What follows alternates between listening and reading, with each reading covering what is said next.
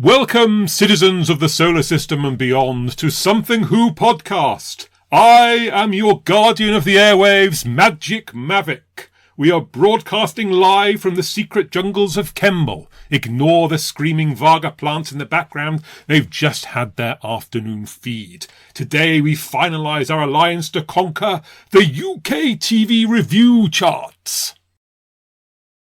I said we conquer the podcast charts. Where are my guests? Malfa, step into the light. I will do no such thing, Chen. I was told this was a summit for the total destruction of the Earth. I find myself instead in a damp basement, being asked to like and subscribe. I have been lured here under false pretenses. False pretenses, Malfa? I promised you total exposure. You told me there would be a terranium core. All I see is a bowl of peanuts and a best boss mug. My dignity is non-negotiable. Sorry I'm late. Terrible business. Truly harrowing. Trantis, you missed the intro. The listeners in the outer galaxies will be livid. What's your excuse? No, I got stuck, Mavic, in the waiting room. It was one of those magnetic space chairs. My skeleton is still completely magnetized. Look! I've got 3 paper clips and a spatula stuck to my left ear. Useless! How can we rule the cosmos when we can't even navigate the office furniture? Well, at least we have Delegate Zephon, Master of the 5th Galaxy. Chen! I've been robbed! Zephon! Why are you naked, man? This is a family-friendly transmission. I was patrolling the perimeter. I saw an old bloke. Long white hair, fancy cape. Looked like he'd lost his library card. He hit me over the head with a heavy wooden cane, and when I woke up, he'd stripped me. He's running around the base in my official delegate robes, demanding to know what's happened to Chesterton. First the merchandise, then chairs, now nudity. This alliance is a disaster. Wait, where is Centriol? The one who looks like a disgruntled Christmas tree with 2 eyes drawn on his chimney pot head. He was supposed to bring sponsorships. Oh, Centriol? I think I saw him in a hallway. The Kemble kids had covered him in tinsel, stuck a star on his head, and now they're singing carols at him. Exterminate the holiday spirit. The Christmas tree must be destroyed. Destroy. Right, well, due to unforeseen circumstances, nudity, magnetism, and premature festive decoration, the conquest of the podcast charts is postponed. Oh, does this mean I don't get my goodie bag?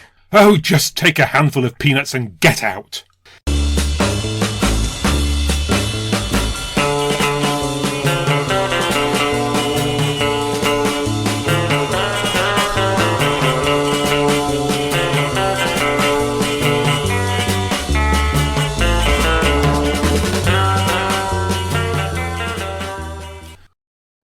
Welcome to the podcast where we usually take something old, a Doctor Who story from the original series, compare it with something new, one from the new series, and add something borrowed to make something Who. Well, hello, I'm Richard, and after a barrage of recent releases, we're back again with Something Who podcast, episode 125, and it would be hard to overstate how obsessed we are by missing episodes of Doctor Who, so last week's announcement that episodes 1 and 3 of the Daleks Masterplan had been found in a film collection was absolutely electrifying. So, as we did in a recent episode of Something Who, we'll be talking about these newly recovered episodes, what's in them and what we're looking forward to seeing. And without further ado, let me introduce the 3 other missing episode aficionados. First, we have science and astronomy writer. He's Minmi from Gallifrey Base's Missing Episodes thread. It's Giles. Hello. Well, this is all good news, isn't it? Very exciting. Absolutely. Secondly, we've got Omnirumour cataloguer and former contributor to Missing Episodes podcast. It's writer Paul. Hello. Writer Paul, yes. Well, you know, just when you think you're out, they drag you back in again. I don't know why I changed that to the second person. It seemed to lack the power of the original quote. Yeah. Yes, I'm back. Well, not back. Well, remains to be seen if I get obsessed again. Yeah. And finally, the man who knows more about Daleks than could possibly be healthy, multi-talented 3D artist, writer, researcher, podcaster, telesnap animator, co-creator of Dalek 63 to 88 and escape room impresario, Gav. Gav, you were there! Hello! Welcome. Hello. Thank you for welcoming me. I was there. It was extraordinary. And you mentioned my Dalek expertise. So Peter Purvis at the event was introduced to everyone. This is Oliver Crocker, TV historian, writer for Film is Fabulous. This is John Franklin, Film is Fabulous. This is Tim Burrows, Missing Episode podcast. And I was introduced as Gavin. He's an expert on Daleks. And Peter Purvis said, how embarrassing.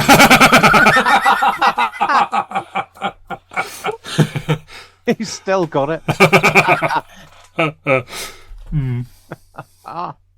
But apart from that, what humiliation. A shrewd judge of character. Has anyone ever summed you up quite so quickly before? I tried to sweep this aside, and I only occasionally lie awake thinking about it. And otherwise, it was a remarkable day, and it wasn't overshadowed too much by this incident that will hopefully never get mentioned again. Yeah.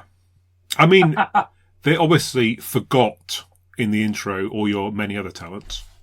I like to think so, yes. They didn't mention my interest in Jack the Ripper once that day.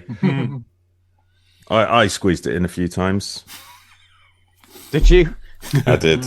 And what about Jack the Ripper? Wow, very good. I tell you what, though, what we are almost on the cusp of doing is creating a version of the Something Who format where you take something old, which is your perception of these two episodes when they were missing, and compare it with something brand new, which will be your experience of seeing these episodes when they are no longer missing in 2 weeks' time. Well, they are no longer missing now. They're just being kept behind a curtain for dramatic effect.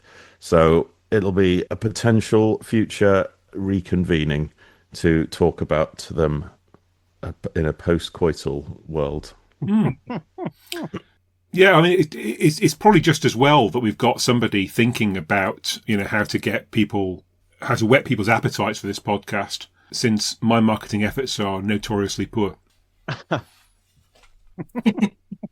So one thing I want to ask you, Gav, was it Peter Purvis and Toby down the front, sitting in the apparent empty cinema, while everyone else was sitting in the back 2 rows? And was Pretty that much. just for the photo op to make it look like it was only them, or because you weren't allowed within 100 meters of It was talent? The restraining order hasn't lapsed. Well, so I wasn't there for the... So we all went into the cinema, and we all Only 3 of you came out. Yes, there was... Yeah. We all sort of shuffled in awkward directions up and down the side, and I said, actually, like I'm just going to... of delegates. There was a big table with a map of the solar system at the front of the cinema. Yeah. And the Film is Fabulous team said they were planning something very big, and he pointed to each planet of the solar system and said, this is where we're going to look for film cans. Did they start hammering their desk? We got into the cinema, and I said, I'm just going to go to the loo. So I went to the loo, and I came back, and they'd started the episode without me. So Even though you're an expert on Daleks. Well, they knew there wasn't a Dalek in the first 30 seconds, so they knew it was safe for me to miss that and not care.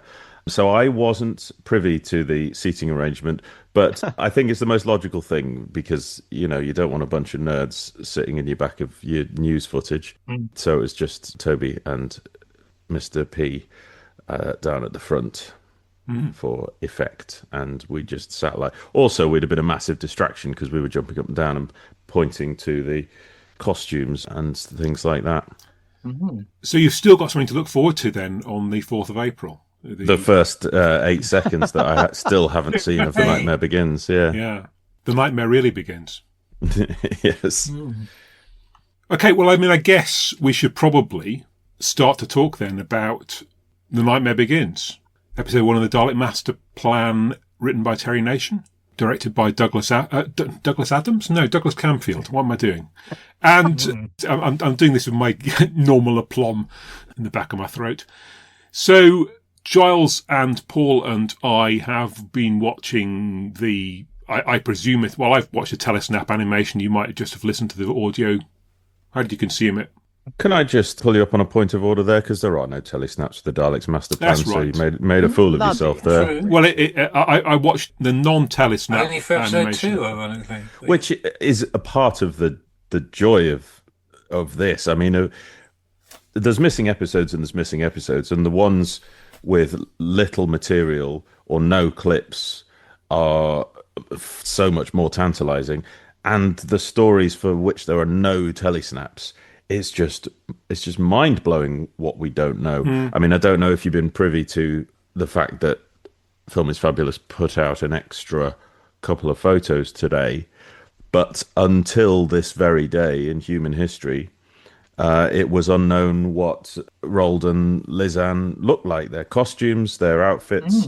So Film is Fabulous did actually put a screenshot out today of that. But these are the unknowns, which these are the things that we would take for granted if there were at least telesnaps. We would know the costumes for everyone. We would know each set. But as it is, we don't know what the news broadcast looks like on the screen in the Earth communication room. So sorry, I'm jumping ahead, but just to hammer the point of the lack of telesnaps is what makes any find like this extra exciting for me. Splendid. Well, while we're on the subject of which version we watched, I watched an artificial intelligence aided reconstruction, which of course starts with the same handicap as any other one, that there's no telesnaps. A certain rich Doctor Who fan, sort of chunky DJ from the north of England, has made it very clear that Daleks Masterplan is his favourite story ever, and so much does he like it that it was the first story he reconstructed with his new AI team of animators, and then he did it a second time because the first time was rubbish, and then they still haven't got it right. What's that saying about a fool and his money? And so they are currently releasing the third attempt at Daleks Masterplan. It's getting a little bit better each time. But the amusing thing is that he had just finished remaking episodes 1 and 3 about a week before they re-emerged. And I don't know. I won't call it Schadenfreude, but it's mildly ironical for people who like dramatic irony. I'm glad they found the real thing, because for some reason Hartnell looks like David Bradley in this particular recon, which is just confusing. I believe he tweeted about Yes, he had mixed feelings on the return, because not to put words into his mouth, but it was along the lines of he's not too much bothered because it's already come back via the medium of his work, which is a powerful opinion to have. He's not wrong. He's very wrong. We should speak to Alanis Morissette and get her to stick into her song. It's episodes 1 and 3 of the Dalek Masterplan when you've already recreated them via your AI team. Absolutely. Yeah. You could probably use AI to reconstruct that song with line in. I think we could ask Ian to do it. Yeah. Fairly Route 1 and loose cannon recon. Yeah. Of these two. Fairly familiar with them from the soundtrack. I was re-listening to the whole story relatively recently, a couple of months ago. So yeah, I'm not especially familiar. I mean, I've certainly listened to the soundtrack previously. I don't think I'd done loose cannon on this previously. So yeah, I mean, it was actually quite nice to watch it this time through, and then know that when I get another chance in 2 or 3 weeks' time, it's going to be even better. I probably every 6 months to a year I do the loose cannon, but sorry, that was just such a weird thing to have said that I fear that being clipped, and it sounds like a very strange declaration to have made about my hobbies. You'll get a reputation with Peter Purvis. Doing the loose cannon. Well, it's better than being a loose cannon, isn't it? I'm both. But yeah, in the build up, in the anticipation, I just went for the soundtracks, and I wanted the non-narrated audio because I wanted to really be as blind as possible, if for want of a better word. Because although I think the loose cannon stuff is brilliant and it really helps you understand the story and pay attention and make it make sense, I kind of wanted the opposite of that. I wanted to feel as lost as possible without the visuals. So I was sort of deliberately starving myself of any visual, fake or otherwise, to really feel the loss, if that makes sense. And that led to me observing all sorts of little oddments in the soundtrack. So for the purposes of tonight, you're going to talk about that experience rather than the one in the cinema. Well, I mean, I don't think it's fair to talk about what I've seen. I think there's a lot of people that won't want to be spoiled. Yeah. And also, I don't know what format it would take if I was to talk about anything that I've seen. Yeah. I don't. It would be a bizarre question and answer session. Yeah. Which bones of the skeleton do we get to see, Gavin? Etc. Yeah. Yeah. The scapula, the tapula. Yeah, which I think we're cool with. I just was trying to explain that to any listeners so that they know what they're in for. I mean, I've been without this episode for nearly 47 years, so it won't be a struggle to talk about my experience of it being missing. Indeed. Maybe it will go missing again before Easter. Who knows? In which case, oh dear, can you imagine us having to? Well, I mean, reconstruct it from my description. Yeah, exactly. I mean, at least you could talk to Ian Levine and his AI team. I mean, I'm happy to be a massive irritant and tease you over things that. For instance, I could tell you that there's 3 disparate events that perturb William Hartnell's wig. One of which is in one of the clips. Yeah, we've seen one of them. Yeah, you've seen him take the visor off. Yeah, and that clip has been released. But the 2 others are quite the surprise. One's very logical, and if I'd given it any thought, I'd maybe taken 100 guesses.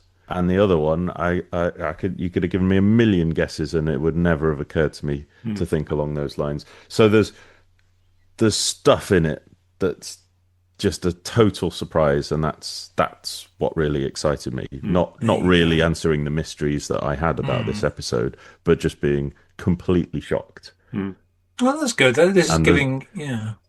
There's quite a few things that just made me laugh with joy out loud at the. I think throwing stuff like that out there is a bit like that bit in the Hitchhiker's Guide to the Galaxy where they're under attack from the alien space fleet, and the book interrupts to tell you that obviously you know they're going to be okay, just to keep your levels of tension within. But someone is going to bruise their left elbow. Yes. Yeah. It's all food for thought. I guess trying to put this into context, so people viewing this in 1965 would presumably have been well aware that this was a Dalek thing. The BBC would have made a big thing of that, would they?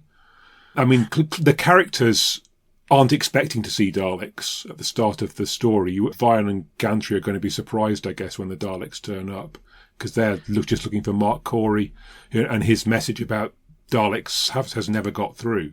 Oh, do you think? Because I was going to point in their conversations, Vian and Corey, there are lots of references to those things, and they come across as rather knowing references to me. And I was going to suggest it was along the usual lines of keeping the Daleks, going to great lengths, bending over backwards to keep the Daleks a secret in stories that have them in the title. Never mind the Radio Times. Well, don't take my word for it. I'm interested in your thoughts about it. Well, I've definitely heard anecdotal evidence that after Mission to the Unknown, the audience was bewildered that it then became Ancient Troy and didn't continue the Dalek plot. And whilst there was pre-publicity for Masterplan, all the photo call for Masterplan 1 is the bald blokes. That's mainly what made the papers. Oh, right, okay. Yeah. There's a couple bodies in of space. Yeah. There's a couple of shots of the Daleks behind Mavic Chen. Or is that episode 3? Might not even be episode 1. It might just be the bald blokes. That was the length of the efforts for pre-publicity. So I don't know how much of a warning people got. But what I didn't appreciate until recently was that the clip that we've got of Brian Cant Yes. in the jungle coming across the Dalek. Yes. The penny had never dropped. That's the first shot of the Daleks in the episode. Yeah.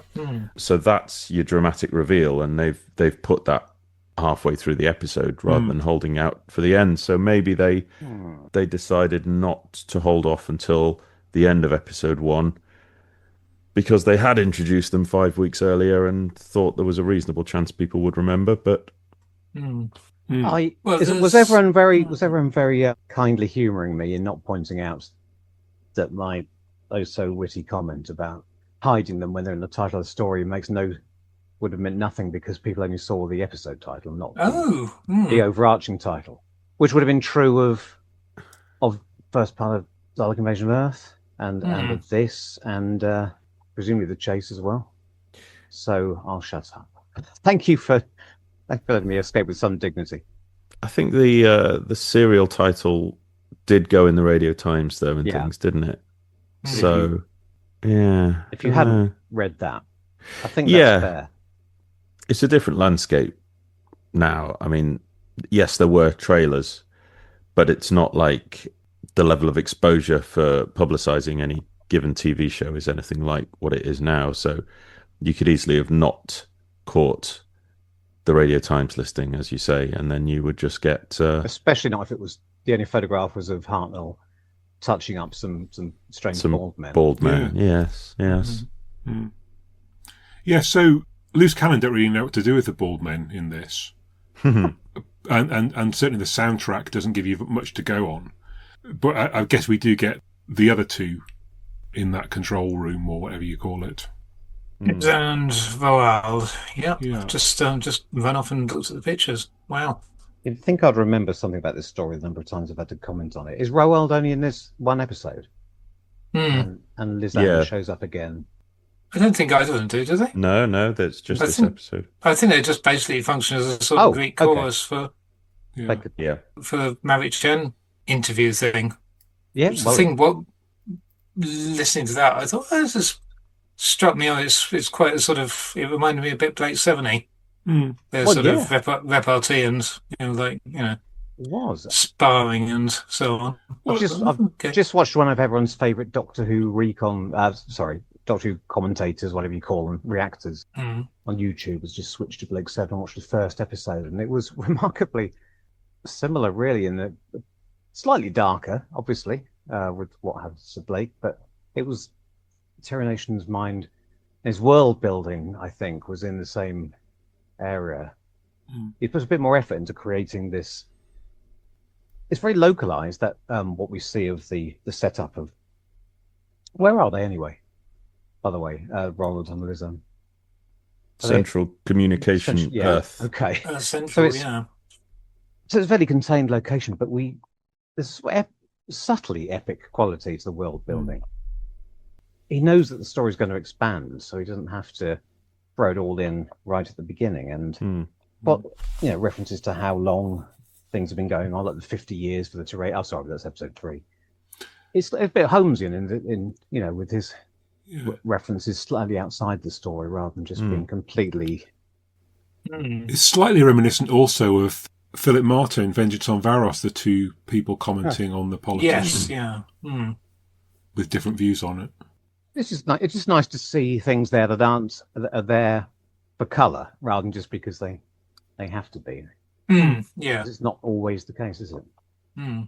I think it's a good balance though, because it does, or in a not very efficient way, it nicely sets up who Mavic Chen is and his role, but it also ties it in nicely with a little bit of espionage element of the space security agents who are trying to contact Earth and get their message back. So it's a nice little, it's a small plot point, a small irony that Mavic Chen being on the TV is a big enough deal that the message that would save the planet is overlooked because nobody's looking at the switchboard because Mavic Chen's too exciting to look away from. It's sort of like a 1950s interview, very deferential. Mm. You know, you can sort of imagine one of those conservative politicians from the late 50s maybe getting that kind of an interview on BBC or something. Yes, yes. Have you anything you'd like to say to the people, sir? Yes. Radio Times, by the way, 11th of November, did say this is the start of a 12-week Dalek adventure, and teased it a bit in that regard. They had like a half-page article, so it wouldn't have been entirely unknown. I can't actually find the original listing, but I think that the thing that struck me about this, I mean, we watched it with a view to, as we did with our previous foray into missing episodes recently, we've got hold of the camera scripts. Yeah. And sort of had a look at those in comparison to sort of spot things. And the thing that struck me, that's a slight tangent to the fact that quite recently I rewatched Web of Fear and Enemy of the World for the first time in ages, to be honest. And I was so struck by Canfield's direction on Web of Fear, and it made me think, oh, okay, it feels almost like picking out individual things is a bit trickier compared to just what the whole,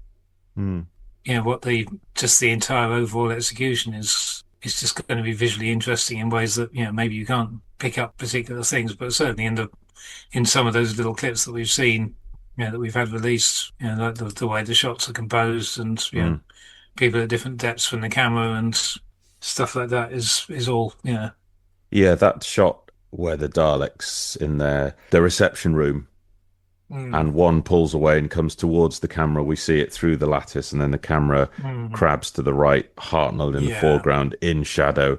It's just so much more ambitious and so much more effective than we'd have probably ever guessed. Even reading the camera script, it has a level of ambition that it's just unnecessary. It's unnecessarily good.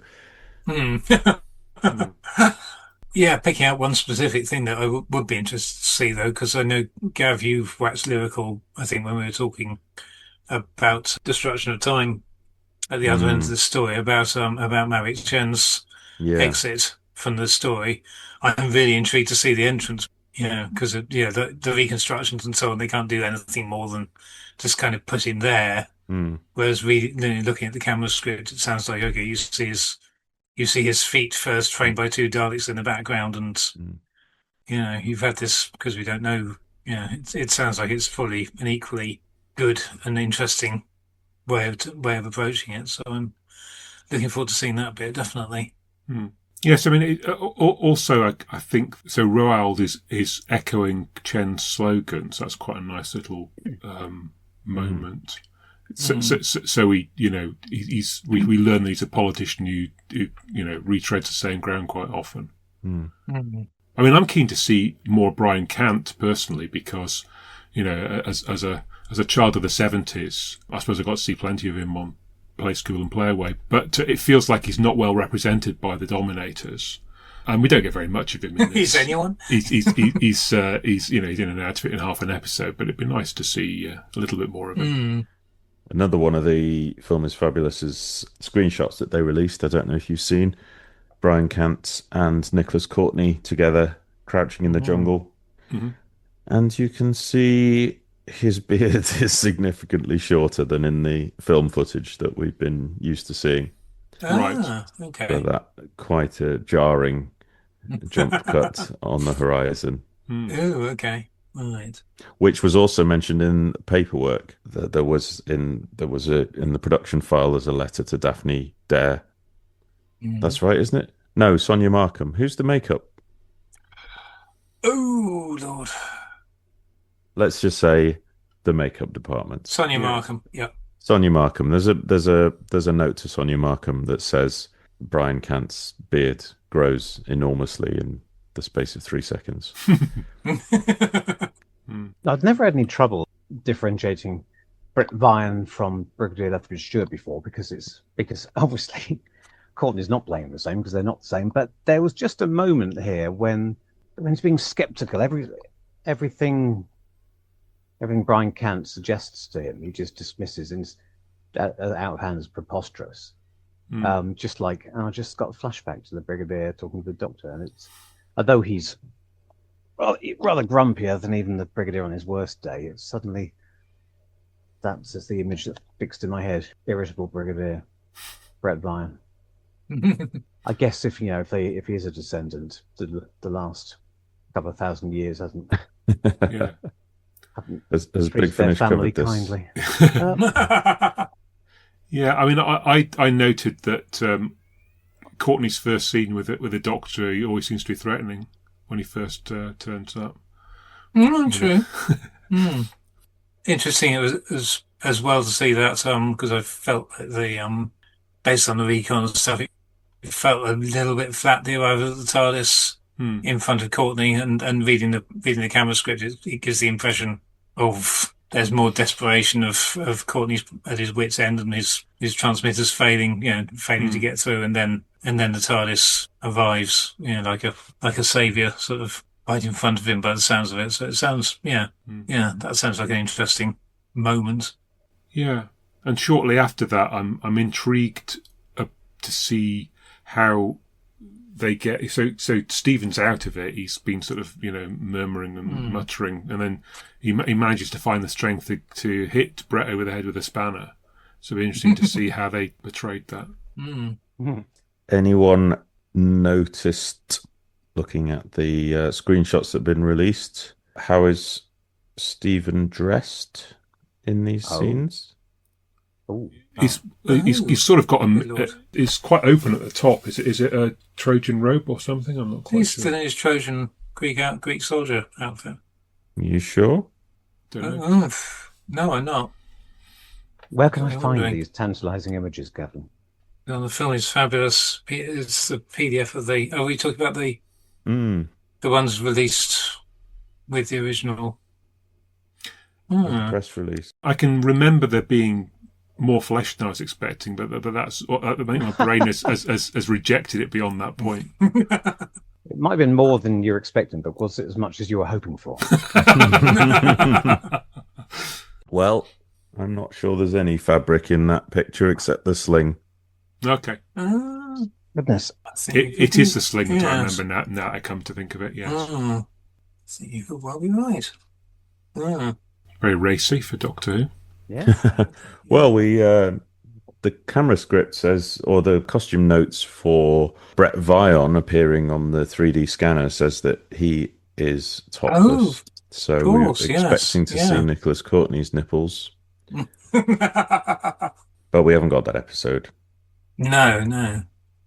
I'm waiting on. So episode 4, which now by default is becoming massively desirable.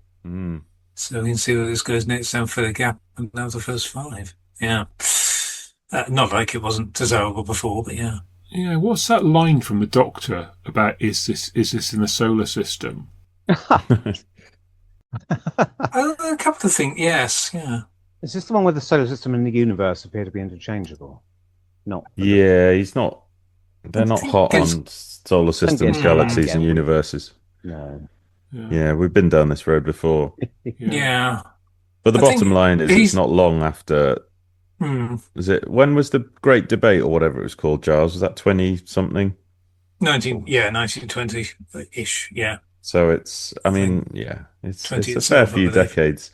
But these are all people who have had space books when they were little that were full of what has become outdated information that they might still cling to. In a pre-internet era, you've still got your Encyclopedia Britannica from 1920, at which time there was no certainty that there was anything outside our galaxy. So our galaxy and the universe were one and the same. Yeah. To some, it's like me thinking that Jupiter's got 10 planets or something, because that's what they thought when I was a boy. Moons, Not moons, sorry, yes. Yeah. I find the references to the solar system quite useful, because it does help with that epic feel that the furthest extent of space that we can see with the naked eye is just we then are joined with them against other powers beyond it. It connects.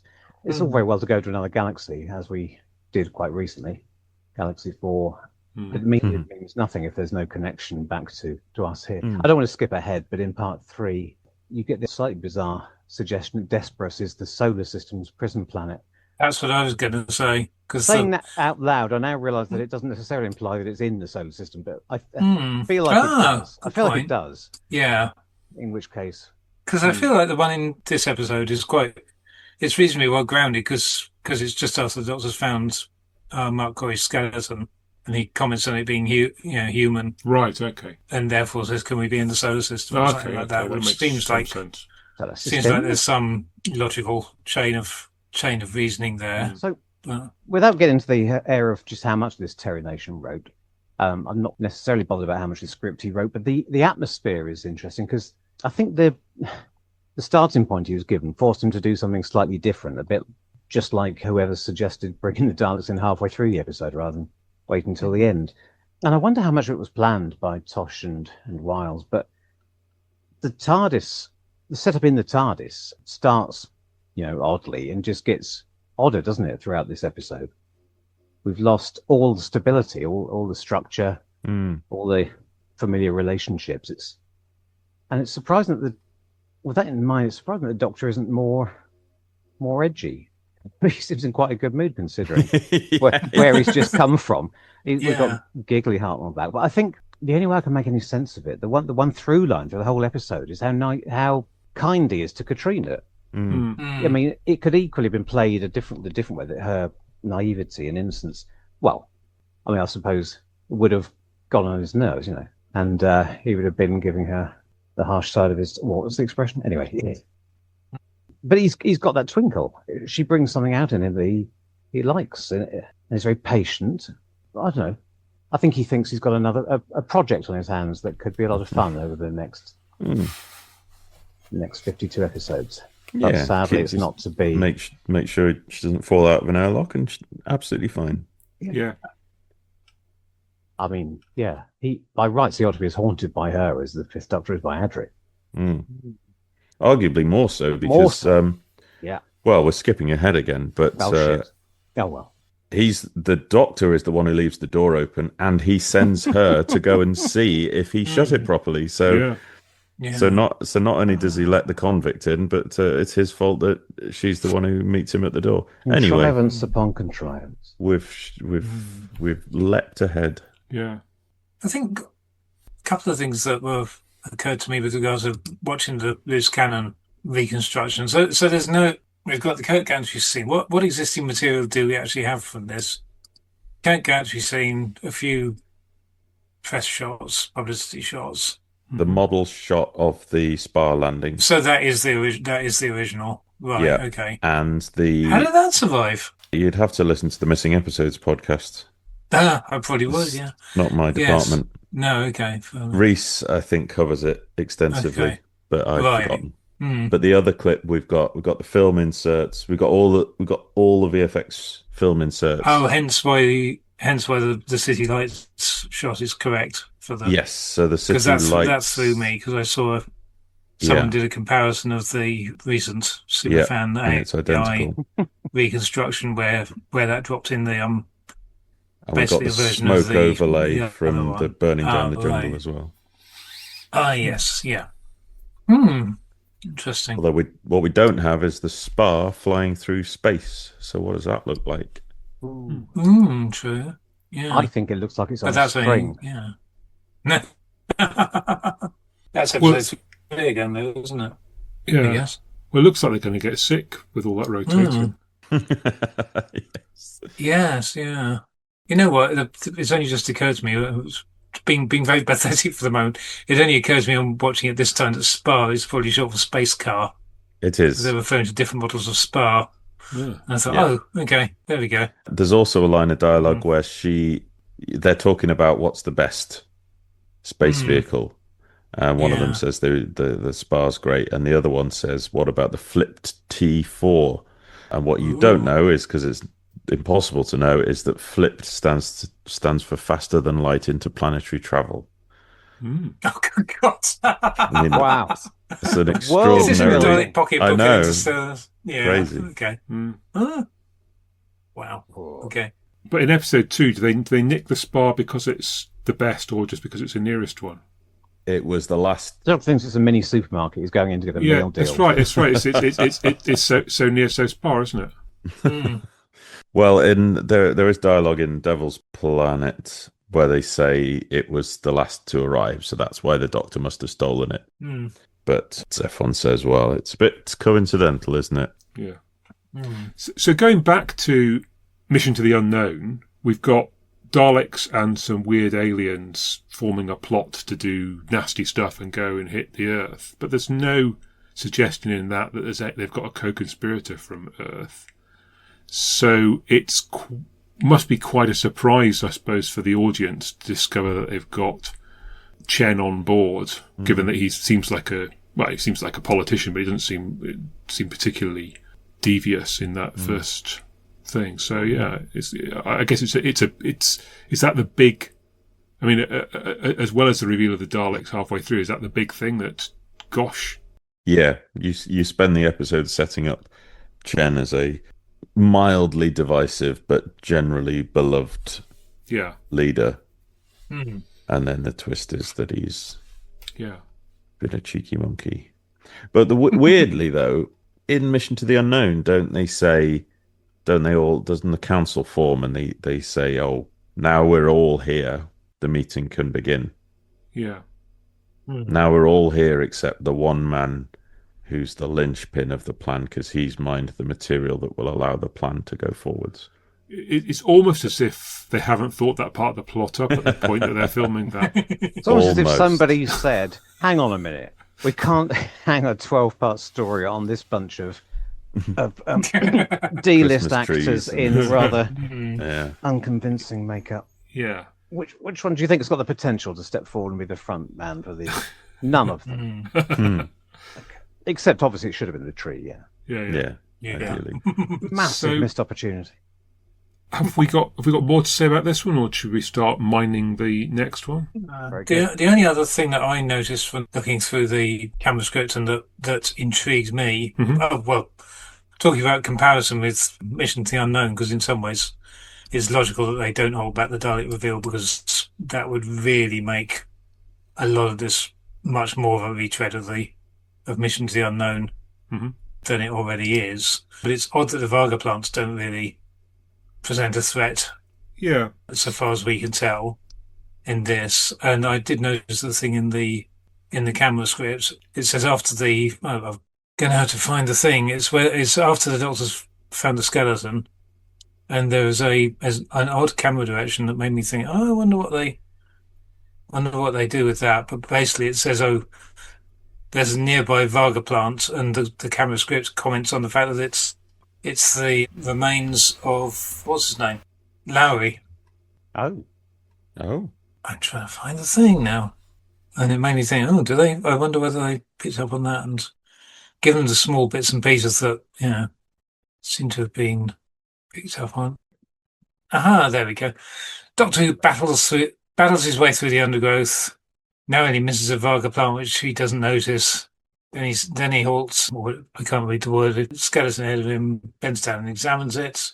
Human male, could this be the solar system? Very strange. As he goes off, the shot widens so that we can see the skeleton, and at the edge of the nearby undergrowth is a Varga plant. Who else but Lowry? It says here. I'm thinking, okay, I wonder whether that's anything they picked up on. Well. Just before the Spar arrival shot. One other thing, which isn't, it's a spoiler if everyone's avoiding all of the clips that have been put out. And I guess some people will be trying not to see anything. But one of the clips is in the Daleks reception hall. To all the Dalek nerds' astonishment, it's 4 silver Daleks. Yeah. And as you'll have seen if you watch the loose cannon, that's got the Dalek Supreme in, the Black Dalek, as prescribed in the camera script. And he's the one leading the chat and the one who greets Mavic Chen in the camera script. But on screen, as this clip shows, 4 silver Daleks, no Black Dalek. So I wonder, there's no reason for that, because it was black for Mission to the Unknown. it was silver for pre-filming. So the burning down of the jungle, they were all repainted silver. So fair enough, it was silver up until the recording day. But why not paint the Black Dalek black? We don't know. And I wondered, talking about holding things back, you're not holding the Dalek reveal back. So is it just a little bit of visual interest to hold for episode 2? Keep the Black Dalek off screen for one episode, just so it's something a little bit different in part 2, because I can't fathom a reason for it unless they just forgot.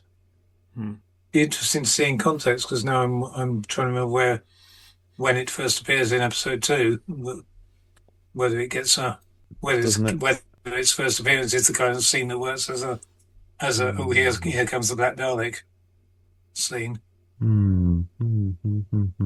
Good question. The two, Gantry and Vion, they only mention Mark Corey, don't they, when they're talking about what they're looking for? They don't mention either of the other two. No. Odd to get a mention of Larry in the script. Yes, yeah, completely. I mean, I suppose Corey is the space agent, so I suppose that makes some sense. But nonetheless, you'd think they would know that he'd been with others. Yes, yeah. I get you get the impression from Mission and Mark Corey's the main event, and the rest of them are the ship crew or whatever that are sort of supporting his mission. But yes, you're right. In the script it mentions the Varga plants, but it's not apparent until we've seen it how much of a thing they actually are in the background. Yeah. Happy to move on to episode 3? I've got a note that I can't really remember now, but I just said for the start of episode 3, Devil's Planet, great music. There's something slightly melodramatic, I think, at the start. Yeah. As they're blasting off. Yeah, I think the score in Masterplan is excellent all the way through. And then you've got Terranium from Uranus. Not uranium from Uranus, but Terranium. Uranium from Tyrannus. Yes. I mean, obviously you can get uranium from Earth, so maybe it makes sense. Oh dear. It would take longer than 50 years, though. Depends how big an M is. Mind you, M can't be very big because it fits in that little sort of baked bean can sized thing. Must be a lot of purification goes on. Yeah, I'm certainly quite intrigued to see how they carry that off. How they execute it when they're looking at it and all of that. Whether there's lighting effects and stuff like that. There's more universes and solar systems and so on banded about at the start of this as well, I think. I tell you what, if we're talking about things, I didn't get around to reading the camera script, sorry, so I've got nothing really to contribute in terms of what I'm looking forward to seeing realised, but I do want to see what the planet Desperus looks like, because the Kemble stuff survives quite nicely onto a recon, because somehow, I don't know, there must be enough, I still think there's enough existing footage, and never mind the photographs, to recreate it quite nicely along with the soundtrack. It's still extremely atmospheric, whereas here, I mean, I don't know how many actual photographs there are. There appears to be what looks like one wide shot of the studio set, which they use for the entire time on Desperus, but I don't even know if that's real. Anyone can help me with that? There's 3 blurry shots of the cave people, Right. The what they call convicts. Close-ups. And you can see virtually nothing of the little cave that they live in. No. It's all a bit Tribegum again, isn't it? Yes.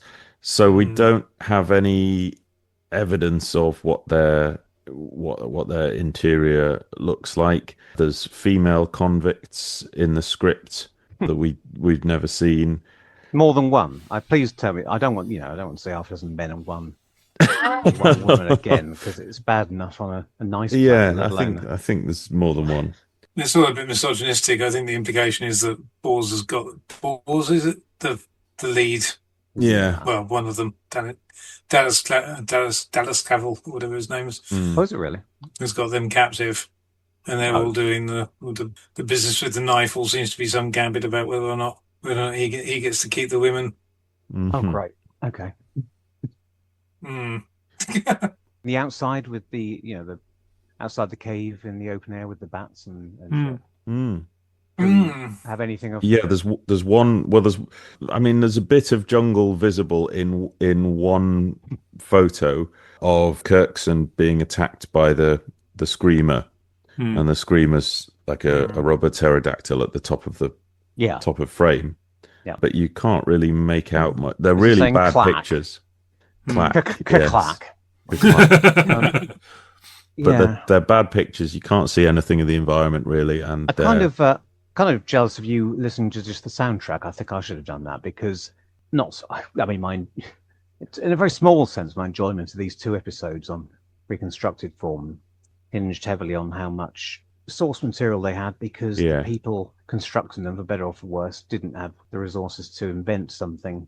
Yeah, so it just makes the desperate scenes look very dull and you just can't join any of it together in your mind. I think the pictures. So yeah, I mean, you will have had pictures in your head of Desperate, which you'll have had a more coherent, consistent vision than any of the recons have given the likes of me. So I think for a long time I just lumped it in as another jungle planet, and it was only relatively recently when I was looking at the scripts I kind of appreciated it was more cave stuff than jungle stuff. Yes, I might have been misled by the... Yeah, and they live There's a in a reference little to some swamp or marsh, isn't there? There is, and one of the things I picked up on a couple of weeks ago when I was going through the camera script, as they're approaching the spa, the camera direction says pan up from water. So that made me think about the fact, well, it's a swamp. So did Camfield swampify it? I wondered to myself. Well, good. I'm looking forward to that. I would assume that it would be rubbish based on things like Keys and Marinus and other stories with a 1-episode planet set. You know. But I know that no matter how limited the set is, Camfield will shoot it to its best advantage. So I'm quietly optimistic. But it's that whole storyline's odd, isn't it? Because this might have a literally claustrophobic setting, but it's also completely self-contained away from our main plot line. Yeah, this little they never episodic Flash Gordon weekly occurrences as you just pinball around through the solar system. Yeah, well, they barely leave do they even leave the ship properly, or not properly? No, but they don't meet though, do they? On the planet until Bloco sneaks aboard. Is that right? No, they come to they approach it, and the Doctor electrocutes them. Yeah.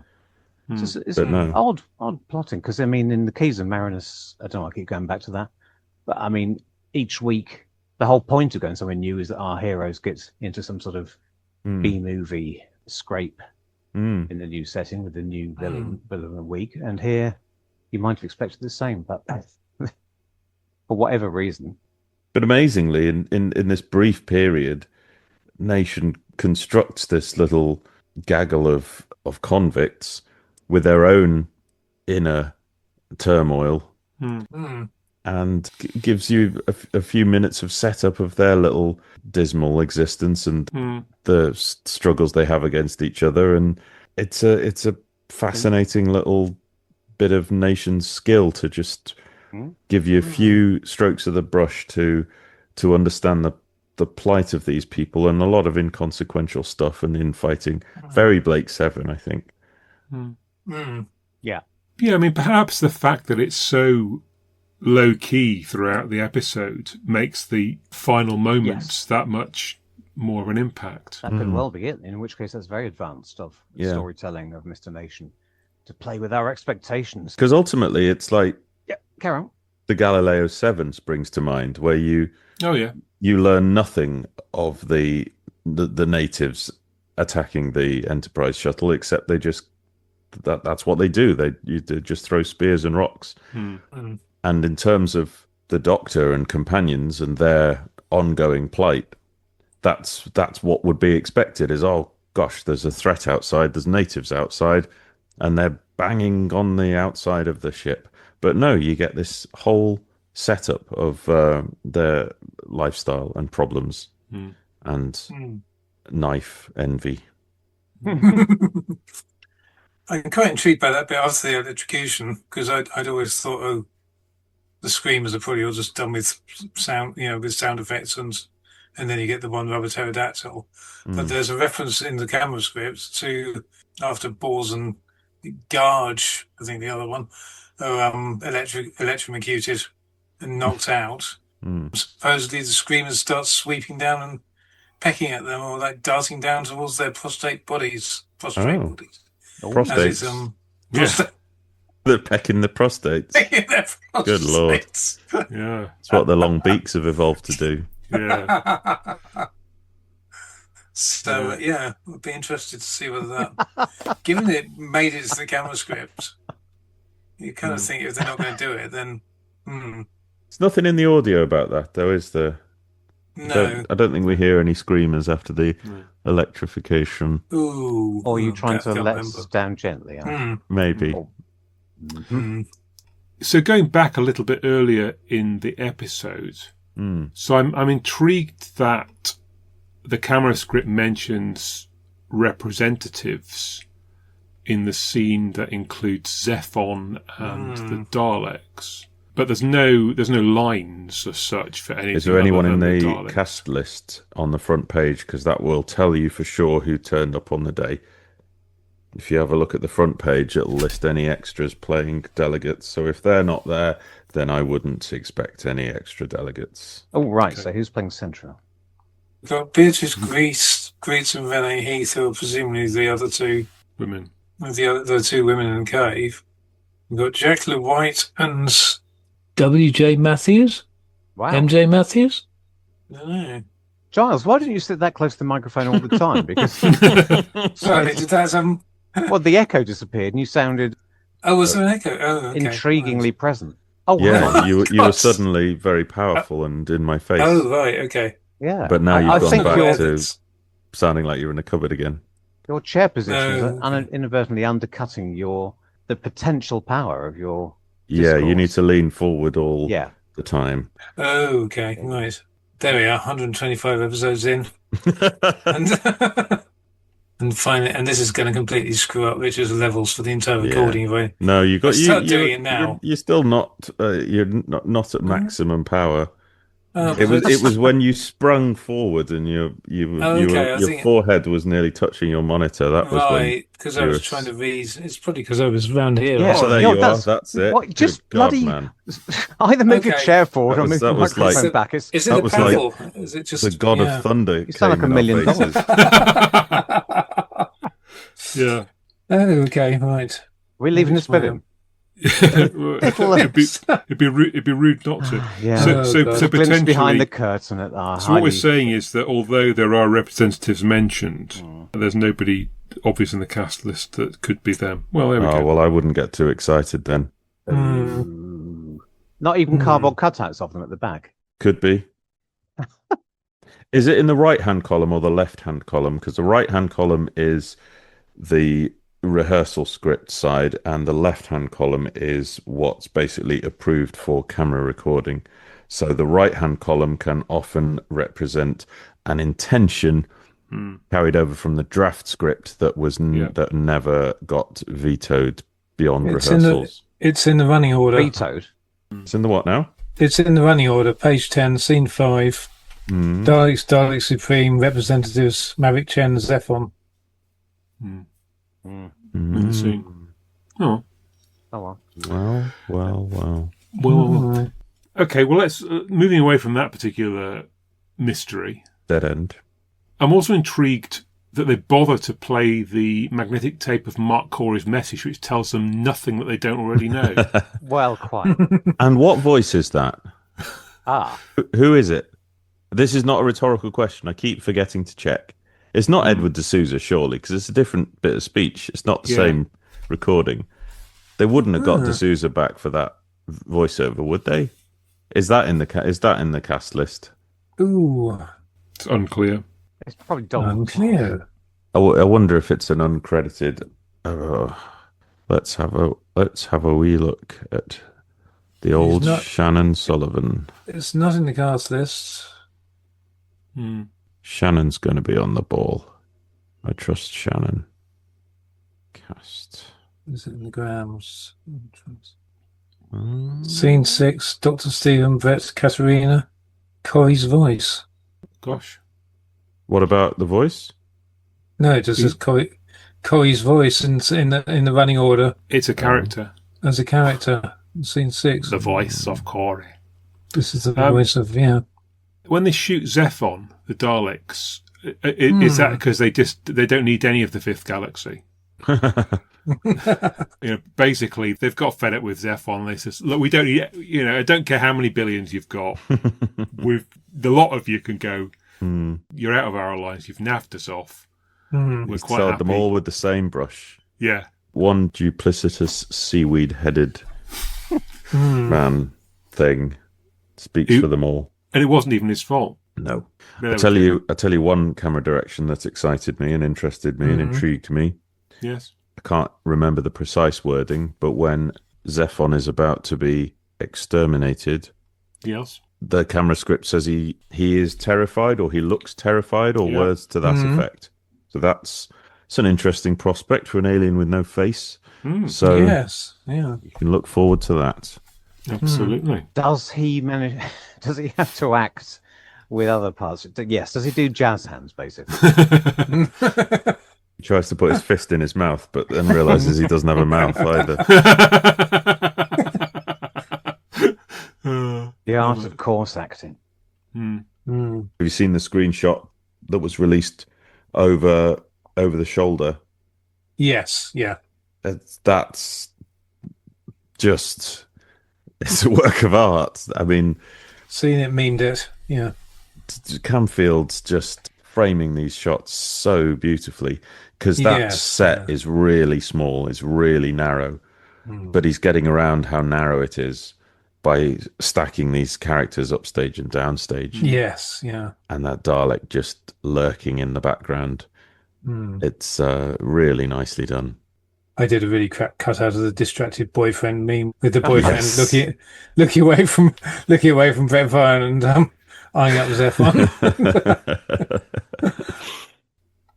I'll say one thing. I'm sure I've heard someone, possibly Toby, talk about there possibly being something more to Zephon's death in terms of him turning into a puddle or something like that. And that's something mixing that with some other delegate that gets exterminated. Oh no, isn't at some that point. the one after the time destructor test? Oh yes, it is. It's that end of things. Yeah, that's it. Yeah, because I was looking through the thing and it said he falls out of shot or something like that. I think afterwards. Still intrigued to see how that's done, because it sounds quite a dynamically done extermination scene again. Well, just to jump backwards a little bit, it won't be the first atypical extermination, because the camera script for Brian Cant's extermination, after he's shot on film, he then is dead on videotape, and the camera script specifies, and his beard is his beard's gone, and we get a close-up of his scorched face. Oh, okay. So well, maybe Camfield the Daleks can go into barbering. So suddenly the Dalek guns are scorching and liquefying and all kinds of fun options. Facial hair. Singeing his singed face. So we've got a clip from episode 3 already, which was shown on Blue Peter in 1970s for Peter Purvis to say, "Here was me in Doctor Who."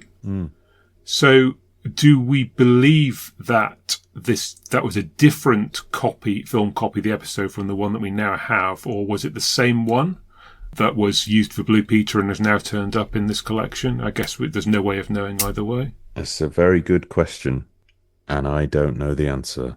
Do you know if somebody else knows the answer? It would be interesting to... I mean, if there's 2 copies of the episode, this one and the one that was used by Blue Peter, then I mean, what does that tell us? Nothing very much, because it was 60 years ago or 50 years ago. But it's just would be interesting that there might have been more than one copy in circulation. As I say, I've been out of this missing episodes game for a while. All things I used to know, like the back of my hand. But I do remember. No, I don't know how long ago it would have been. Let's say at some point in the last 12 years, Paul Venezis and I think Richard Molesworth as well both started saying that they thought they suddenly got a lot more optimistic about Daleks Masterplan because they'd worked out there were more prints made than had hitherto been thought. Now, I can't remember any of the details. I can't remember how many they thought or why. But does everyone else remember that? Well, I mean, there must have been the one that was sent to Australia. Yes. There was the one that they had with Blue Peter. And I guess Assuming the question it wasn't is, the same one. For a long time. But it would have had to have come back from Australia by 1971, wouldn't it? The schools of thought were diverging. We don't know what happened to those ones. It's not on the because it was handled because it was never accepted by ABC. Okay, it's always fallen down this void of is it stuck in? For a while, the theorising was going off in wildly different directions because back when people seriously considered that it might still be in Australia and altogether now the Bond store. But I think John Predle in particular, possibly his philosophy is to simplify and reduce down to the lowest common denominator. I think he was trying to prove that there had only ever been one print and that everything that had been used in the UK was the Australian print having returned very quickly. Okay. Clearly, it cannot have been whatever changed Paul and Richard's minds on that. It can't have been knowledge of these episodes because he's been quite clear that these were not known about. No, these are not.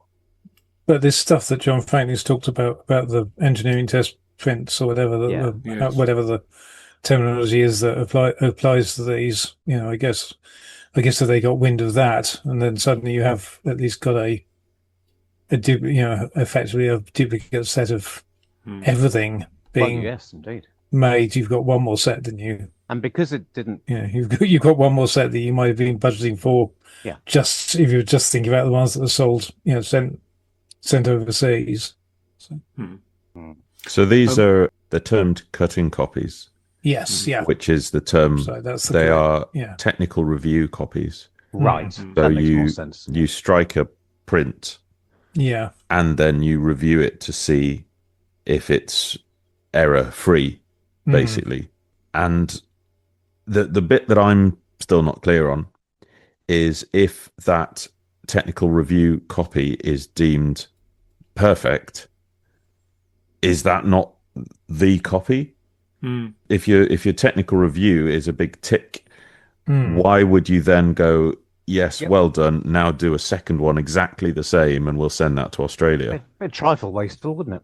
Yeah, that's what I can't quite get my head around. This is an original BBC label on the front saying cutting copy, right? It does, yes. Now, if, as you sensibly suggest, the expectation was that more often than not the cutting copy would be passed and would then be, rather than discarded, used as a sales print, you would have to either rip that label off or cover it up with another one. Yeah. With the sales.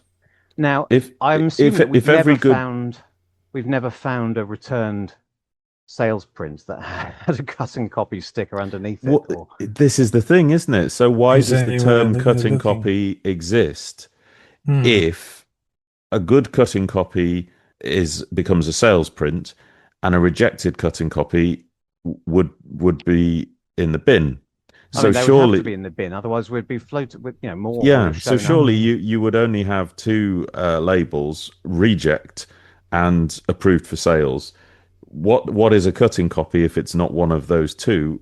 I think John's belief is, or my understanding of what he said was that they did exist and they stood alone almost as like a approving copy. The cutting copy was like the original first edition acceptance, and then if that was approved, then you would run off the sales print as a second print. If that's true, how long did they keep the Is he suggesting they kept cutting copies? Well, this is the As a question. matter of routine.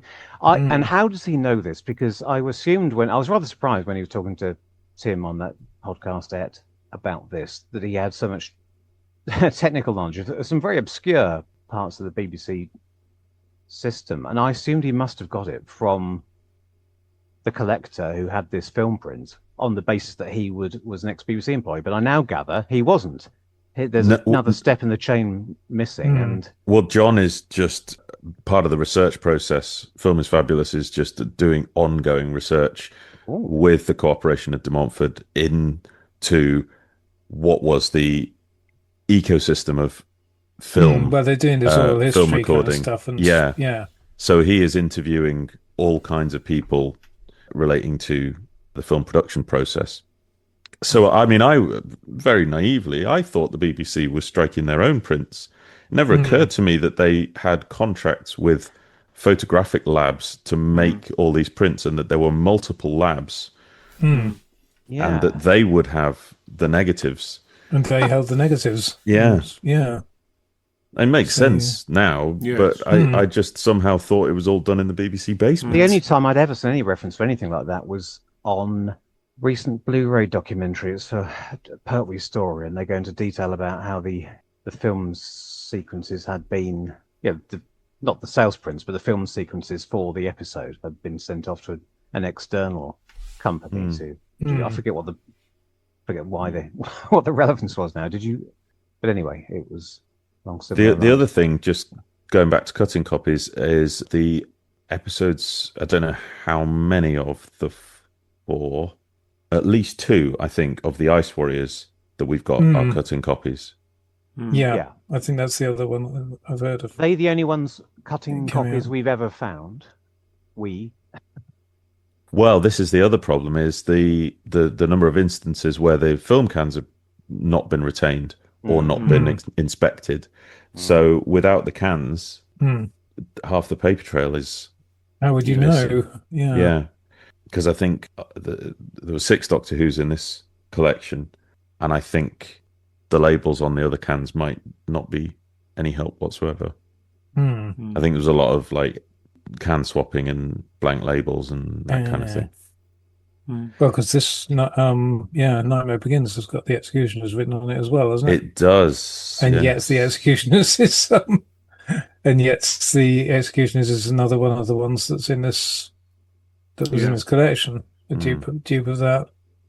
And it's possible that it's just down to, and it could be BBC bureaucracy, I guess, with regard to who was in charge of whether engineering were in charge of like ensuring there was a good copy that they were technically satisfied with, and then they, having either signed it off or presumably sent back instructions to one of these labs for what trims had to be made in order for there to be a sort of satisfactory standardized copy that could be then used for production.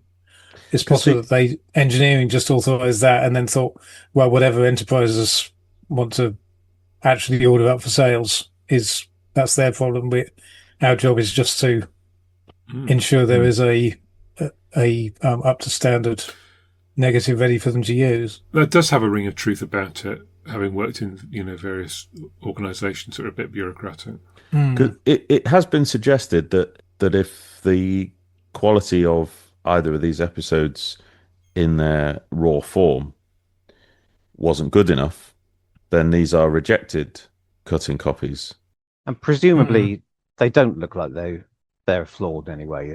They're well, it's hard to know what is the result of 60 years of degradation and what is the result.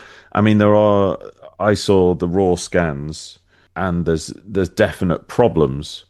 There's patterning throughout Devil's Planet, but is that just the fact because they're 6 decades old? Did they look? Did they look absolutely fine and dandy, or is that the result of the Australian heat? Correct me if I'm wrong, but aren't episodes 5 and 10 noticeably subpar copies? I seem to remember when 2 was found, it was so much better than 5 and 10 that it sort of single-handedly torpedoed the theory that they all came from the one and only set of prints. No? Sorry, my headphones died at that exact second. I don't know is the answer, so I couldn't have answered you even if I'd heard your question. Well, we're now into the section where we're raising more questions than getting answers. So as intriguing as that will no doubt be for our listener. Yeah. I think it's my interpretation of it is that the cutting copy was presumably used to instruct the lab to make trims to their negative. I'm presuming the main issue was that there were what's it called, off lots or whatever, where they were recording breaks on the video, and that could cause visual glitches that made it through to that then were picked up on the telecine. Am I right about that? No, it makes sense. I mean, so I apologize if this is really obvious or somebody said it already, but this, although it's a technical review copy, does the phrase cutting copy come from the sense that you would make any big or small changes to this print, which would then be sent back for the same cuts to be made to the negative? Like that is the only workflow that makes any sense to me. Mm-hmm. Yeah, I don't. No, you stumped me. And I assume it was. Yeah, I'm assuming it's used for reference. I was thinking, you made a list of at this point, at this time code or whatever. Then there's a flash on the screen or something like that. Cut that out of the negative. But maybe they physically did it. I mean, the name cutting copy certainly suggests that would be the meaning. Belt and braces, perhaps. Yeah. Can I just point out that we're so often told that the only reason that any film prints of Doctor Who survive is because of BBC Enterprises commissioning them to sell. If they hadn't done that, that's what. Then we wouldn't have it. We wouldn't have any of them. When the videotape masters were wiped, there would be no film prints if they hadn't been sold abroad, apart from the handful of episodes that were when the masters were put on film. That's right, isn't it? So this whole process, I mean, regardless of where it was being done, we're often told that that's why the BBC archive and the BBC Enterprises archive and Villiers House were so completely separate, both physically and in terms of not necessarily knowing what the other was doing. So this isn't something that BBC, I mean, they're putting a lot of effort into it, aren't they, considering this for sales? But this isn't something that BBC technicians are doing on behalf of the programme for its own good.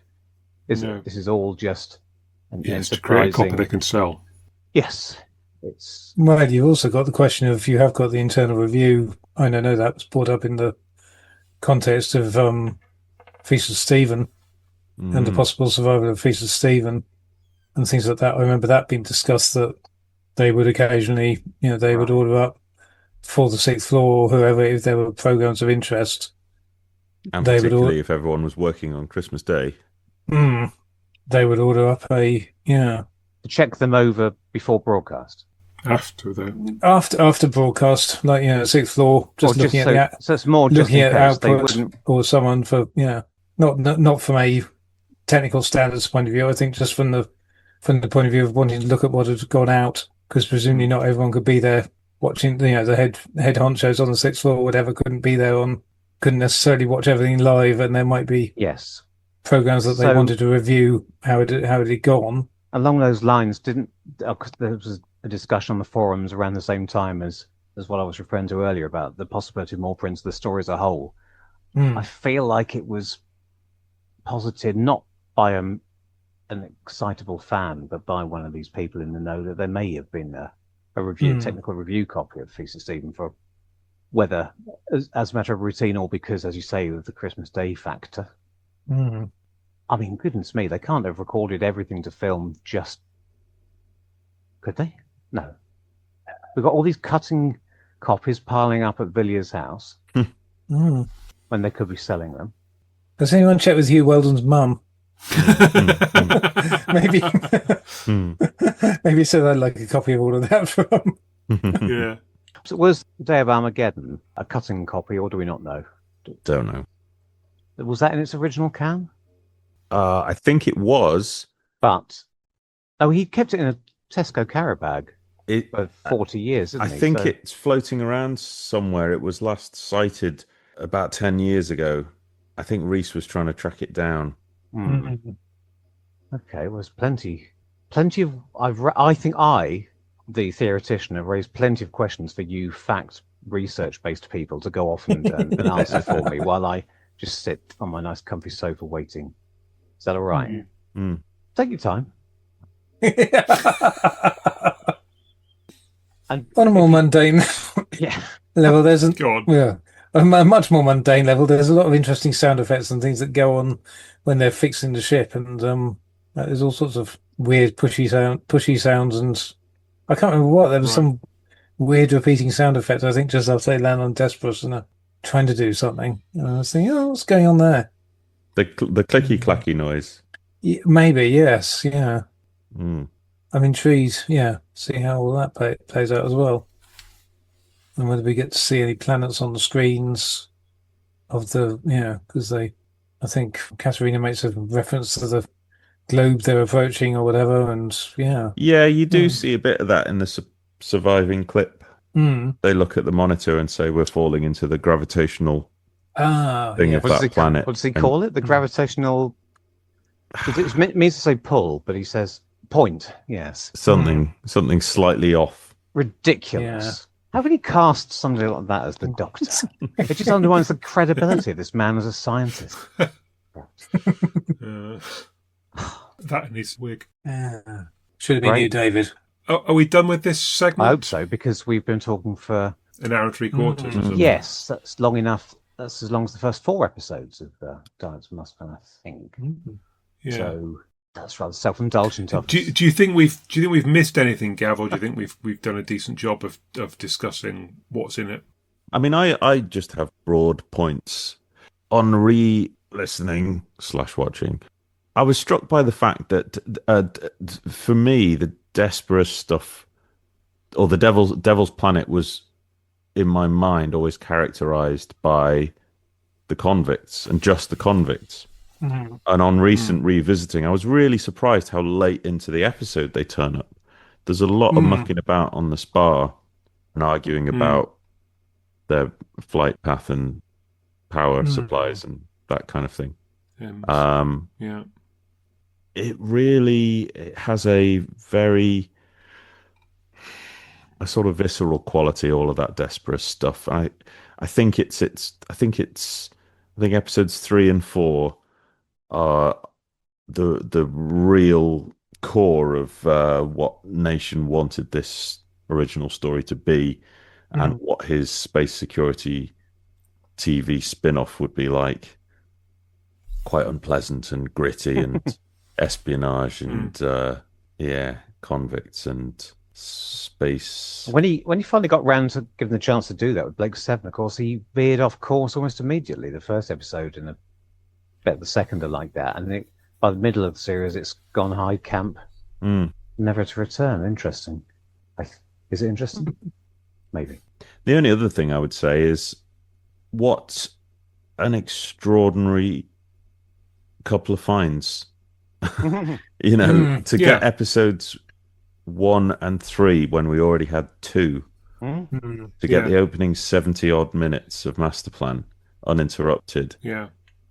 What a treat. Because often stories don't live up to their potential. Often the first episode of a 2-parter, or the first 2 of a 4, or so forth, you enjoy the tension and the build-up and the pace and the character setups and everything. And maybe it doesn't all quite come together at the end, and often episode 4s are a bit iffy. And that's not to say anything negative about the end of Masterplan, but 3 episodes of...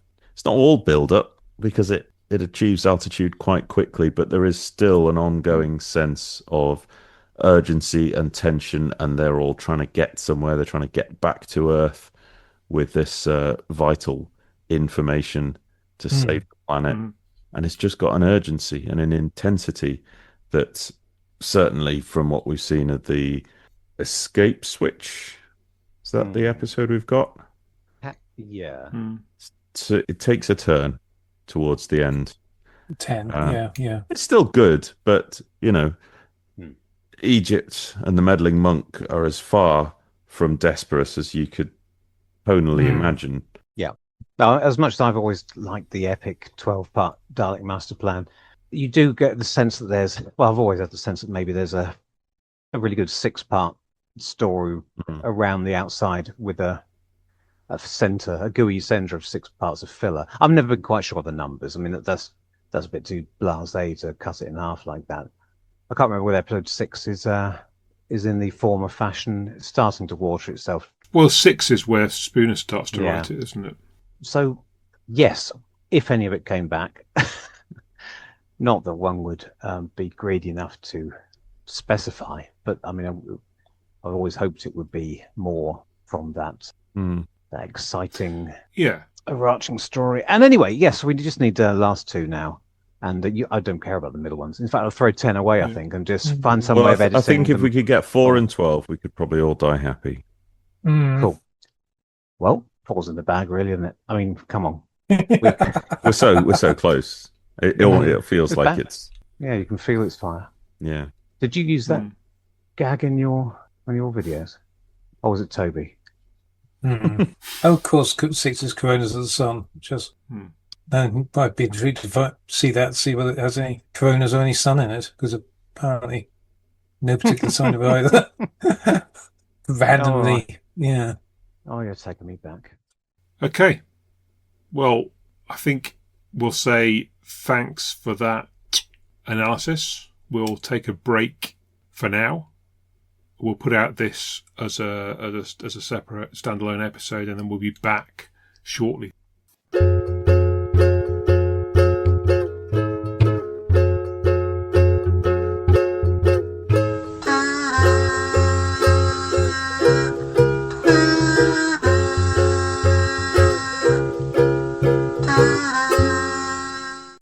Are you talking to us now, or the viewer? It's so hard to tell, isn't it? But it could be 6 months, is what you're saying, on the basis of how I edit this. I mean, the good news is we should be able to get started the same day that we sat down, so that's all good. Clap. 5, 4, 3, 2, 1, clap. Sorry, Can we do that again? Because I had not started my recording. I just ditched the recording. Right, it's recording now. I'm stopping mine. Wait a sec. Shocking. Oh dear, Right. this is like a shot in the dark. I'm back. This is just a saga now. My watch has stopped. Yeah. Are we ready to clap now? I've been ready for at least a minute. Yeah. Yeah. I don't know what these are. I'm recording. Yeah.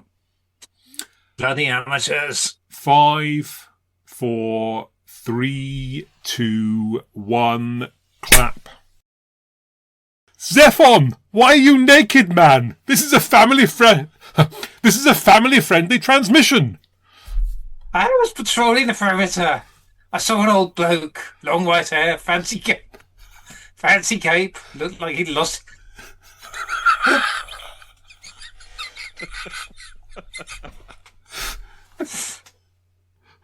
saw an old bloke, long white hair, fancy cape.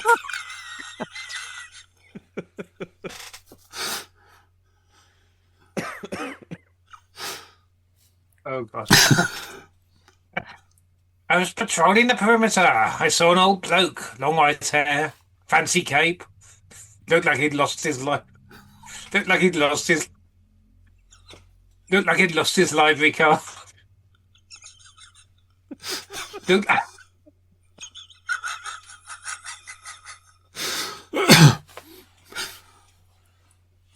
Long white hair, fancy cat.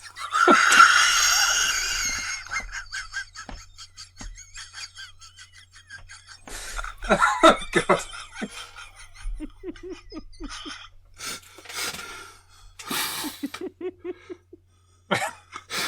Long white.